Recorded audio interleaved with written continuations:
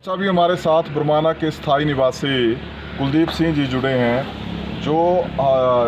बरमाना में जो प्रगति कार्य हो रहे हैं और आज से पुनः ओवरब्रिज का काम शुरू हुआ, उसके बारे में अपने विचार रखना चाहते हैं। अवधेश जी, इस कार्य के लिए तो आपका जितना धन्यवाद किया जाए उतना ही कम है, क्योंकि यहाँ पे हमारे बच्चों को या जो भी राहगीर थे आने जाने में यहाँ बड़ी प्रॉब्लम थी इस चीज़ की, और कई साल पहले इस चीज़ की ज़रूरत थी यहाँ पे, जो आपके माध्यम से अभी साकार हो रहा है और डीसी साहब के द्वारा। और बाकी जैसे आपने डिवाइडर लेन का कार्य डीसी साहब को बताया था, वो भी उन्होंने धरातल पे उतार दिया है, और उसके लिए भी मेरे ख्याल से शायद 1.5 करोड़ रुपए उन्होंने दिए हैं। और जैसे मुक्ति धाम का कार्य था हमारा, उसके लिए भी उन्होंने 28 लाख रुपए का फंड दिया है। तो मेरे ख्याल से आप जिस तरीके से लगे हैं और डीसी साहब जिस तरीके से हमारे ऊपर मेहरबान हैं, तो मुझे लगता है कि बरमाना में काफ़ी कार्य जो पहले भी आपके माध्यम से हुए हैं और आगे भी हम चाहते हैं कि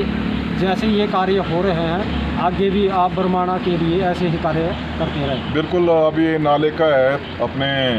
करियान नाले की, इसका भी अपने एस्टिमेट बन गया है और ड्राइंग बन गई है, और आने वाले समय भी अभी हम जल्द से जल्द इसका ज्ञापन देंगे और इसका भी काम शुरू करवाएंगे। सबको नमस्कार, और आप जुड़े हैं अवधेश भारद्वाज के साथ। आज मैं फिर एक बार से जिला बिलासपुर हिमाचल प्रदेश के बरमाना सिटी से आपके समक्ष हाजिर हुआ हूँ। आप ये पीछे देख रहे हैं, ये जो भव्य भवन है, ये राजकीय वरिष्ठ माध्यमिक पाठशाला बरमाना का भवन है, जिसमें तकरीबन 373 बच्चे शिक्षा ग्रहण करते हैं। और साथ में ऊपर आप ये देख रहे हैं, ये नेशनल हाईवे जो सीधा दिल्ली से मनाली जाता है, और इसी रास्ते से, क्योंकि जिला बिलासपुर और सोलन के बॉर्डर पर ACC company, Ambuja company, UltraTech company और एनटीपीसी कंपनी, 3 कंपनियां सीमेंट उत्पादन का कार्य करती है, और चौथी कंपनी एनटीपीसी बिजली उत्पादन का कार्य करती है। इनके भारी भरकम वाहन इसी रास्ते से जाते हैं, और साथ में ये हाईवे NH-21 सीधा दिल्ली से मनाली जाता है। तो आप समझ सकते हैं कि इस हाईवे पे कितनी अपनी ट्रैफिक होती होगी, और जिस टाइम ये बच्चे स्कूल से छुट्टी करके निकलते हैं तो किस तरह से सुरक्षा की दृष्टि से गंभीर मामला था, जिसके संदर्भ में मैंने तकरीबन 11 महीने पहले डीसी पंकज राय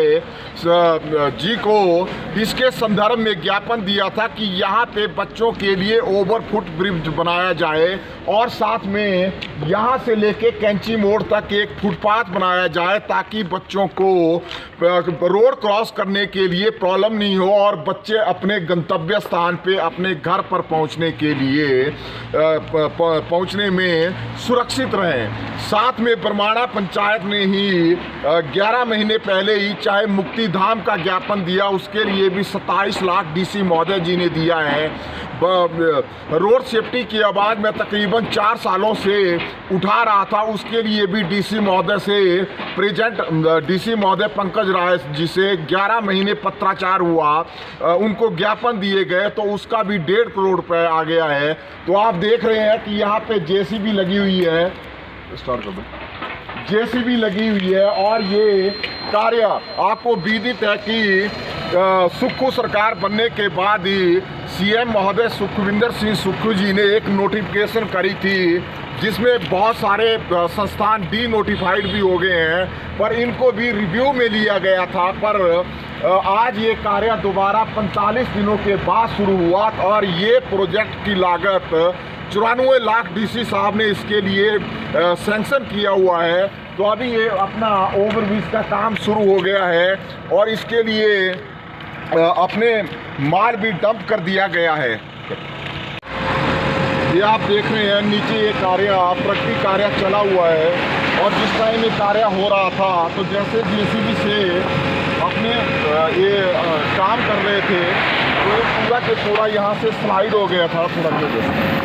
यहाँ से स्लाइड हो गया था, और उसके बाद ये तकरीबन 45 दिनों के बाद आज ये कार्य शुरू किया हुआ, और NH-21 खिसकने की कगार पे था। तो PWD विभाग ने ये जुगाड़ किए हुए हैं रोड सेफ्टी के लिए कि यहाँ पे ऐसा डेंजरस जोन है, तो आप देख सकते हैं कि पीडब्ल्यूडी विभाग किस तरह का संवेदनशील है। ऐसे ऐसे अजूबे चाहे आप हाईवे पे देख लें, डिवाइडर लेन पे लगाए हुए हैं, जबकि डीसी साहब ने 1.5 करोड़ रुपए दे दिए है और उसका भी काम अभी जल्द शुरू हो जाएगा, पर ये बिल्कुल भी जनता के प्रति संवेदनशील नहीं है। जैसा कि आपको विदित है कि सुक्खू सरकार बनने के बाद ही हिमाचल के बहुत सारे संस्थान डीनोटिफाइड हो गए थे और कुछ ऐसे प्रोजेक्ट इनको रिव्यू में लिया गया था। तो इसके संदर्भ में मैंने अपने डीसी महोदय जी को भी ज्ञापन दिया था और एट द सेम टाइम सदर विधायक श्री त्रिलोक जम्वाल जी को भी ज्ञापन दिया था कि इस कार्य को जल्द से जल्द शुरू करवाएं। तो उन्होंने अपने जो शिमला में आरजीटीएस के सीजीएम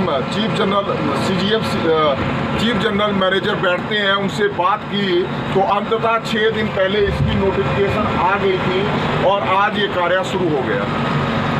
था। इसका रॉ मटेरियल ये क्रैशर का रेता है और साथ में जो इसके लिए नीचे से कंक्रीट के साथ ये जो अपने कैमरामैन थोड़ा जूम करेंगे, ये कट स्टोन लगेगा ताकि इसका डिज़ाइन बाहर से सुंदर दिखे।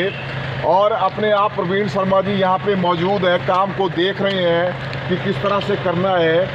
क्योंकि ये काफ़ी टेक्निकल और काम होता है और ये बहुत ही एक हैवी प्रोजेक्ट है। 94 लाख रुपए की लागत से जो प्रोजेक्ट बनेगा वो छोटा प्रोजेक्ट नहीं होता।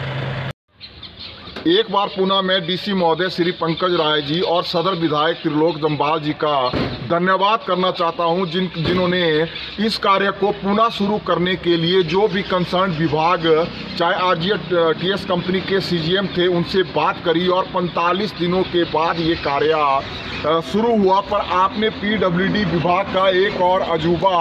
आपने देख लिया कि यहाँ तक ये रोड स्लाइड हो गया था और जब ये काम बंद हुए 15 दिन हो गए थे तो पीडब्ल्यूडी विभाग से मेरे को कॉल आई थी कि वहाँ पे अपने जो ठेकेदार यहाँ पे काम कर रहे हैं उनसे डंगा लगाइए या कुछ और काम करवाइए। तो मुझे समझ नहीं आता कि ये पीडब्ल्यूडी विभाग के अंडर अगर एनएच वालों ने ये रोड कर दिया है तो पीडब्ल्यूडी विभाग के अधिकारियों की लायबिलिटी थी कि वो डीसी महोदय को यहाँ का ज्ञापन देते कि ये समस्या थी, इस कार्य को जल्द से जल्द शुरू करवाएं। एक से दूसरे के सर पे अपना ठिकरा फोड़ना अपने कार्य का ये बिल्कुल अनुचित है। तो आप समझ सकते हैं कि पीडब्ल्यूडी विभाग कितना संवेदनशील है और काहे को इन अधिकारियों को इतनी भारी भरकम सैलरियाँ और गाड़ियाँ घूमने दी जाती है सरकारी, और काम उनके धरातल पे देखे तो इस तरह के हैं। चैनल पर बने रहने के लिए धन्यवाद। जय हिंद, जय भारत, जय गजब।